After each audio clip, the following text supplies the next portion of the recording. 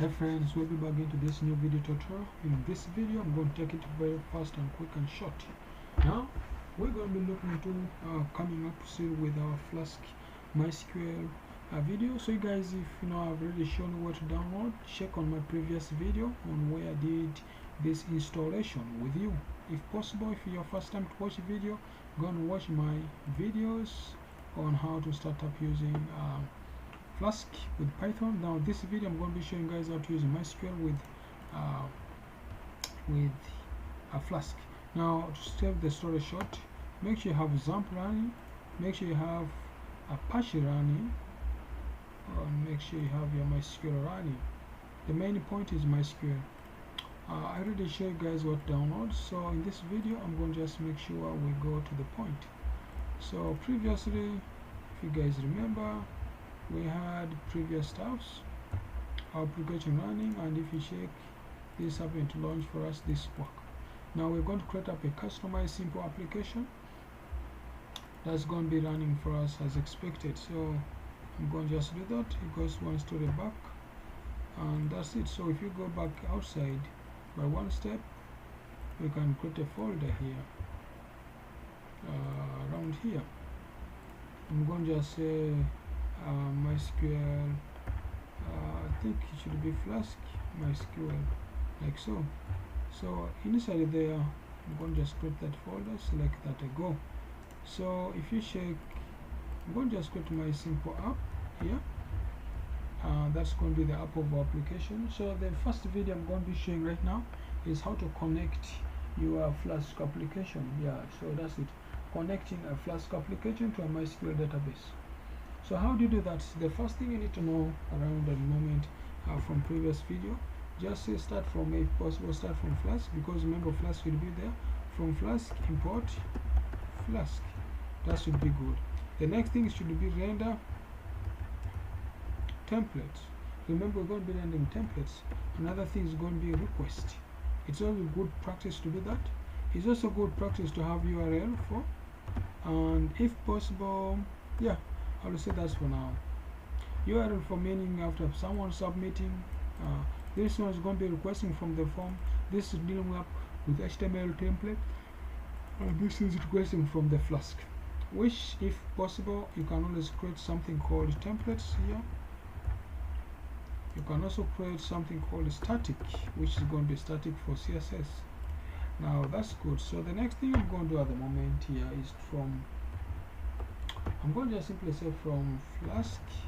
We're trying to say from Flask MySQL DB, which is a format of connection.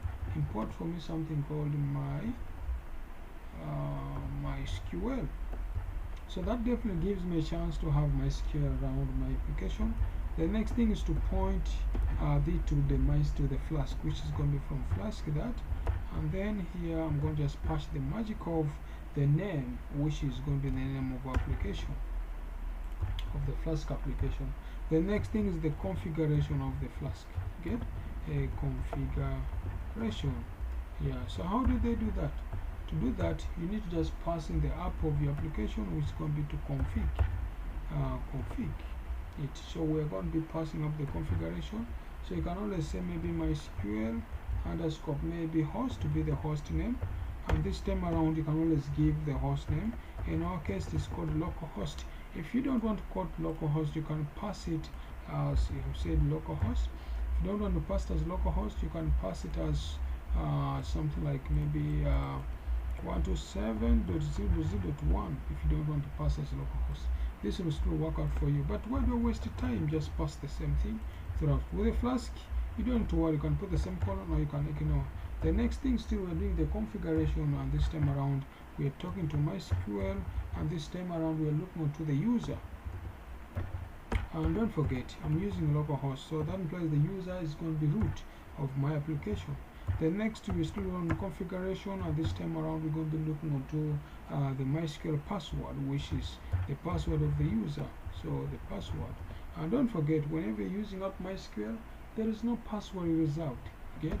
So by default, I believe on your installation it didn't ask your password, so you can always leave that. So the next thing, maybe you can also pass the configuration, and now you talk about the MySQL DB, the database name itself.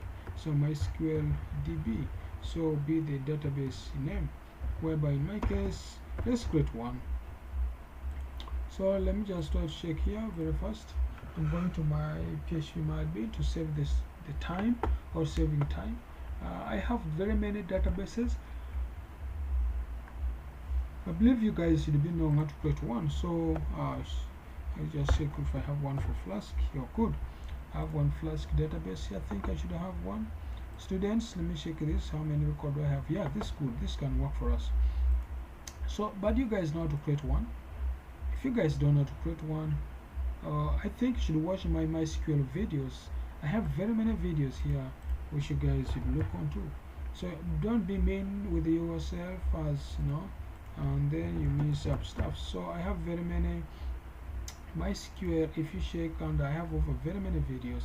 Just go to my playlist here, and then you look for MySQL. I have very many videos as well. So just go to MySQL. It's here. I have over 27 videos for MySQL. So go to PHP admin MySQL, go to MySQL please, and learn MySQL database programming with me. So don't be mean, and don't fear to go there. Go and support me out on, and please don't forget to subscribe. This is very little. Subscribe to my channel so that we can move together. Now okay, that should be done. So the next thing now, at the moment, we already showed you guys how this should be done. So here I'm just going to add a Flask, because I believe I already have a database, if possible, called the Flask here, and that's it. So this is on the table of students. So that implies the next thing, if I want to configure my and test my Flask application, I just need to say maybe MySQL. This MySQL is equal to, I'm calling the big MySQL itself, and now here you have to talk to the app. You're passing up this app route. So if I save this and I move to my application here, I try to clear all what I have there, and I try to say maybe Python, and then I try to talk to, before I go to Python, I need to go to Flask, which is that. So then if I go to Python, then I say to app, it should give me and return success. Now that's a sign of success, yeah, because there's no error given out to us. So please, this is how they create connection to MySQL in simple terms to your Flask application. Thanks for watching.